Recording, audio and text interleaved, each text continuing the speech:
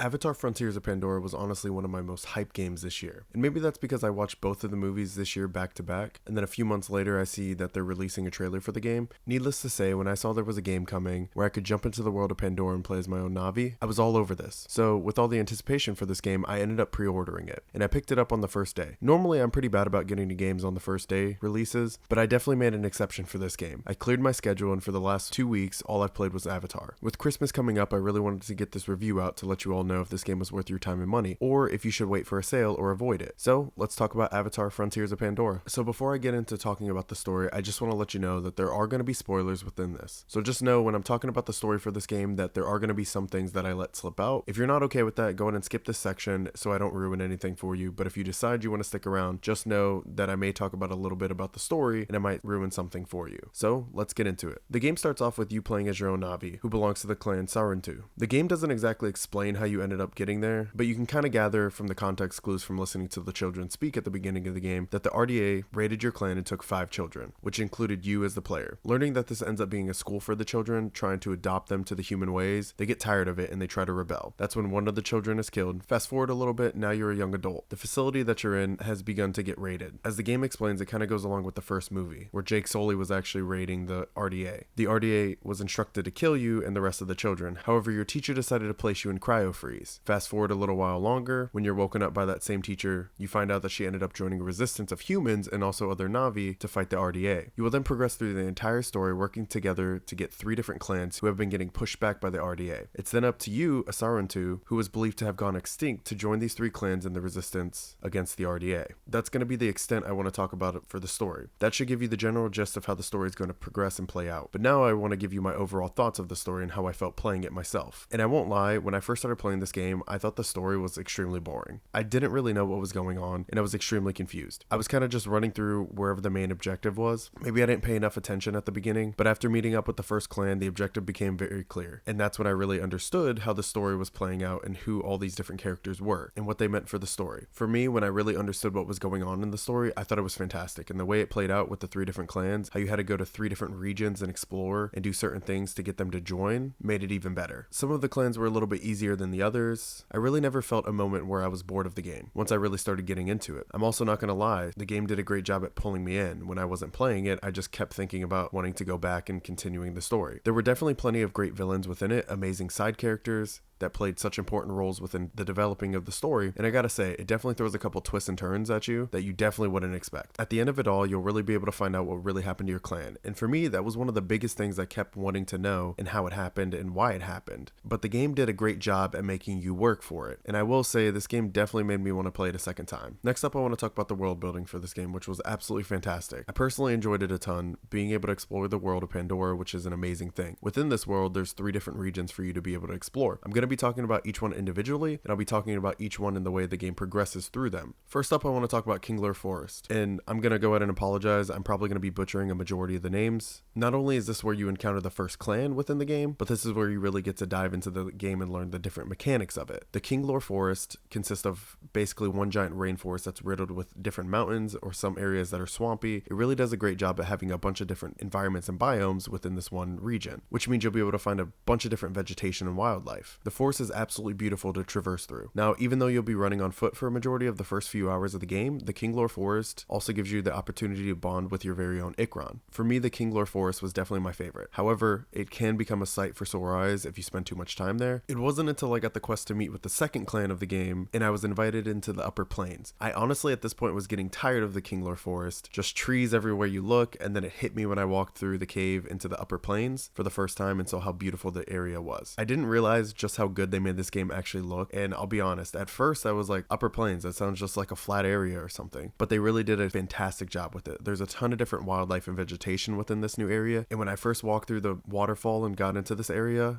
I was definitely astonished. I'm pretty sure my mouth dropped a little bit. The Upper Plains offers its own mountains and floating rock areas and even beautiful rock arches that you'll be able to traverse over and under. When going through the main story, you don't exactly explore the entire area, so it definitely makes for something nice to go back and explore after completing the game. The last area that you'll enter and be able to explore is the Clouded Forest. This was the area I spent the least amount of time in, just due to it being towards the end of the game, and I was kind of tired and wanted to just finish and find all of my collectibles and call it a day. I say that, but I did spend almost about 40 to 50 hours in this game, game, and I spent quite a bit of time towards the end of the game after beating the main story here. The Clouded Forest is basically, as the name states, a giant forest shaded in mist and clouds. The one cool thing about this area that they definitely added was something called the Yava, which is basically a poison fog, and until you reach the point of being able to traverse through this, you have to maneuver through it carefully. The Clouded Forest definitely holds a lot of secrets and helps reveal the plot of the game, especially when it comes to learning about the past of your clan. Another thing I want to talk about the Clouded Forest, it has one of the nicest waterfalls running through the middle of the zone that I've probably ever seen. Overall, this game was just beautiful to kind of just fly around on your Ikron and kind of just explore and just take it all in. And I definitely think you would enjoy it yourself. During the main story, there are basic main and side quests that will show up throughout the game.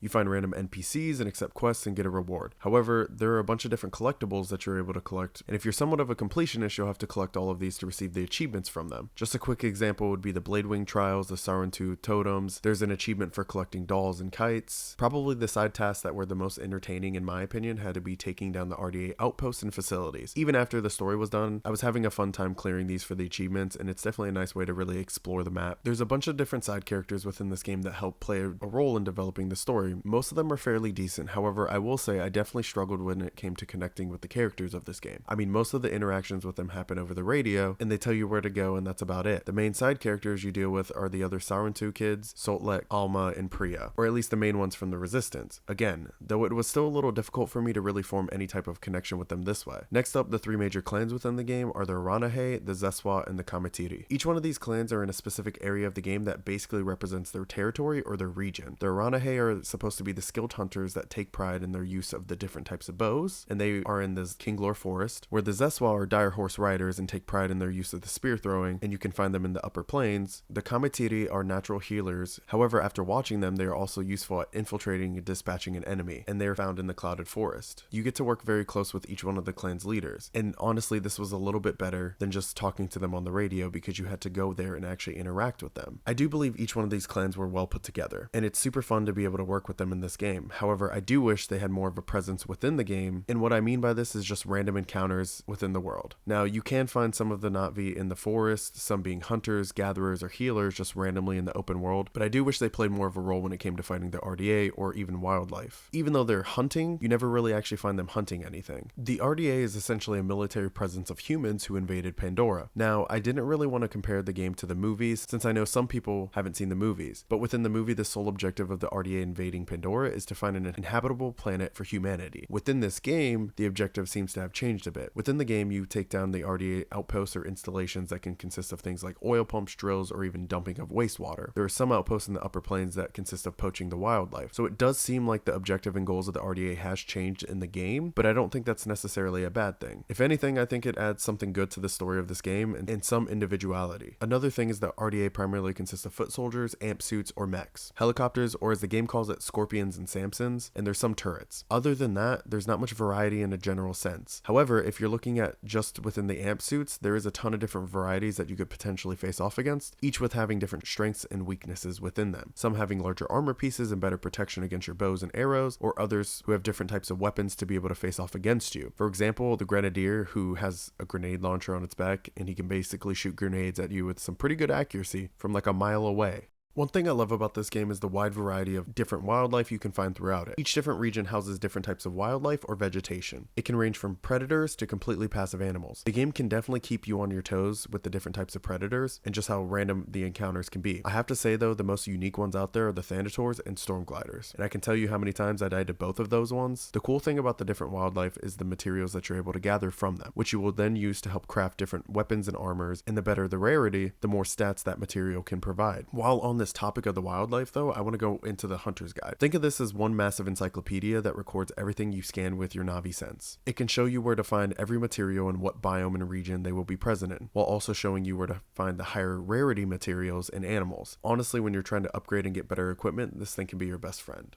Next up, the progression system throughout the game is measured by the level of your character's equipment, or a combat level. The better the equipment or the more skills or talents you gain, the higher the player's level gets. As you progress throughout the story, the RDA will continue to get stronger and stronger, and it will be up to you to either craft or purchase stronger weapons and armor. While on this topic, I want to go ahead and jump into the crafting, which honestly, in my opinion, can be kind of annoying, especially at the beginning of the game when you're not 100% sure where to find half of the materials, but it does get a lot better, especially after you unlock some more skills, which I'll get into more later. So for me, the crafting crafting did get a little bit tiring and I realized I could buy some of the best bows in the game, at some point I just kind of said, what's really the point in hunting the materials myself? In this section, I want to go over the cooking, and it's not going to be very long, but a majority of the materials you can collect in the game can be used in cooking, which basically can provide your character with a full energy bar and some cool substats that you can gain for a certain amount of time. During the cooking, you combine 2 different ingredients, which you then turn into a full meal and can provide the needed nutrition to survive. Real quick, before I forget, the energy bar when full can contribute to the player's character having the ability to heal. One of the big things in the game is the skill tree and the talents. During your time in Avatar, there are 5 different major skill trees you will have access to. Plus, there is a 6th one, which is called the ancestor skills, but I'll talk about those more later. The 5 different trees consist of the memories of the survivor, warrior, hunter, maker, and rider. A majority of the skills you have access to provide you with passive abilities or just general stat increases related to that tree. If you manage to unlock the entire skill tree, you will gain an apex ability, which typically is just a massive skill boost or passive. During my time in the main story, the 2 trees I primarily focused on were the memories of the warrior and the hunter, as those 2 typically fit the playstyles I like to go with the most. The warrior skill tree gives you the ability to carry more ammo, make more ammo, carry more grenades, and increases the base damage for each bow as long as you meet the requirement for it. For example, you can gain a 25% damage increase to the short bow if you're moving. So for me, this seemed like the most useful tree, especially with me wanting to try stealth for a majority of the game. I also did unlock the apex skill for this tree, which is a skill that can disorient enemies if they're hit by a bow or spear. But honestly, at some point, you can do so much damage that there's no point in having this, so I didn't really notice a difference at a certain point. The other tree I focused on during my first playthrough was the memories of the hunter, as this tree provides a lot of passive abilities that can help with the stealth in this game. For example, you're able to deal more damage to weak spots, or you no longer make noise when you sprint, which can be super useful for rushing into an outpost. The apex skill for this tree just allows you to become peaceful to non-predators when your weapon is holstered. In my opinion, this was kind of useless, since a majority of the time I was trying to hunt and didn't exactly want to become peaceful to them if I was hunting them. Other than those 2 trees, I maxed out the memories of the rider and maker, but this was long after I finished the game. The memories of the rider, honestly, I did not find super useful at all, since a majority of it is allowing your Ikron to fish or gaining more energy. This tree does give your Ikron the ability to take down enemy helicopters, but honestly, at some point you will do so much damage with your heavy bow to the helicopters that you can almost one-shot them, so there's almost no point in getting that close with your Ikron. The memories of the maker, on the other hand, is extremely useful, and I regret not maxing this one out first. The tree itself is kind of mediocre, but the apex skill is what you want from this tree, since it makes your gear and weapons you craft more powerful. And I know I said before that I personally wasn't a big fan of the crafting, but if you're someone who can get by and you're okay with going out and hunting the materials, this tree can definitely be super useful, since you can essentially craft some of the best gear in the game, or at least make your gear more powerful when you craft it. But for me, unfortunately, I did not go this route to start, and I purchased most of my equipment, but I was still able to one-hit a majority of enemies, so I didn't find it necessary to really craft anymore. The last thing I want to talk about in this section is going to be the ancestor skills, and I'm going to be keeping this fairly short, since honestly a majority of these skills I didn't really use, but these are essentially skills left throughout the world by your clan that you have to find and unlock. Luckily, they are shown on the map, so you're able to find them fairly easily, especially after unlocking your Ikron in each one of the areas. For me, the ones I found most useful though included the reconnaissance, which showed you the path enemies would take, which was super useful in RDA facilities; Ghost Strike, which made any attack from a bow during stealth have bonus damage; Eject, which was helpful in the beginning, since if you stun an amp suit, you can pull them out of it and it's basically a one hit, but once you find more powerful amps, it becomes a little bit more difficult to kind of stun them and like rip them out of their suit; and the free fast travel, which basically just allows you to fast travel as much as you want without having to eat food or replenish your energy, since fast traveling in this game does use some of your energy. The rest of the ancestor skills I didn't find super helpful or useful during my time in the game, but maybe you can find them a little more useful.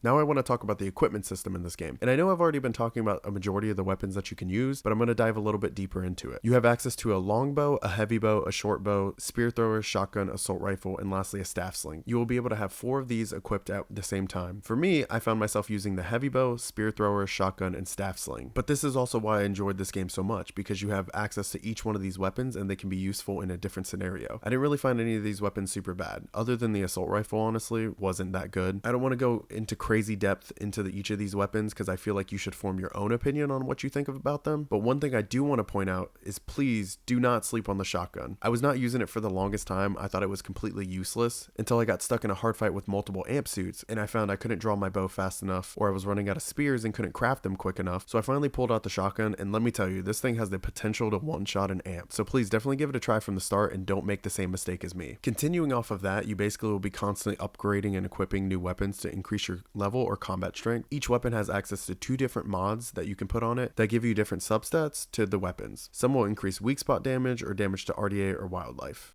So I was able to test out the multiplayer for this game to see how it worked out. Honestly, it's good and bad. What I mean by this is, it's good because you can play with a friend and have a good time with them, and this can be especially helpful in the beginning of the game when the RDA outposts pose more of a challenge, but the co-op also has quite a bit of negatives. One of my biggest issues with the co-op has to be the lack of an indicator on the screen for your friend. I mean, there's an indicator on the minimap, but honestly it's light blue and practically blends in with the minimap, so sometimes it can be difficult to kind of find where they're at, or even see them when you're running around in the forest together. Connection can sometimes be an issue, but I only had an issue with this 1 or 2 times, so you'll probably have to test that on your own. But onto some more positives of the co-op. One of the things I enjoyed the most was how if you join a friend's story, it will progress your own story. The game doesn't force you to play through everything twice. There isn't shared loot when it comes to containers and boxes. You can both loot the same ones. However, you will be forced to share any loot you would gain from wildlife though. So essentially, if I were to loot something, my friend doesn't have access to it. And one of the biggest benefits is being able to fast travel to your friend at any time. This can be especially useful if you have a directionally challenged friend like I do.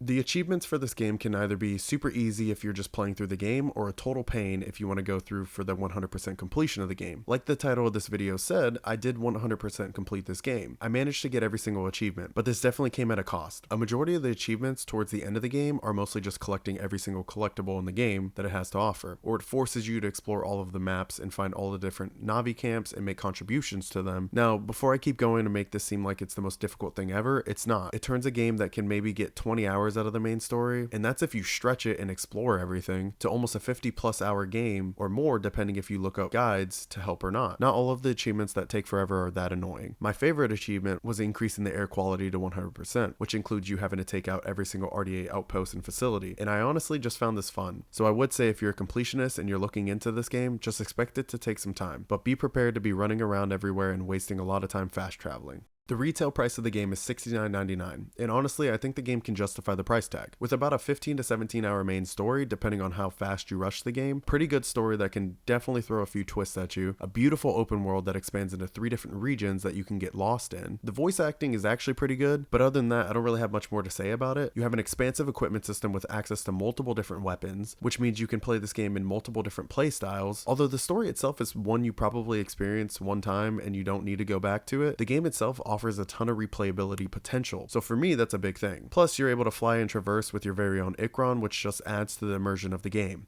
I would honestly recommend picking this game up at full price. The game offers so much that I think it can justify the price tag. Well, there you have it. There's my review after 100% of Avatar Frontiers of Pandora. If you enjoyed the video, please hit the like button. If you want more reviews like this, hit the subscribe button and check out my channel. If there's any games you want to see me review, leave a comment down below. Thanks for watching.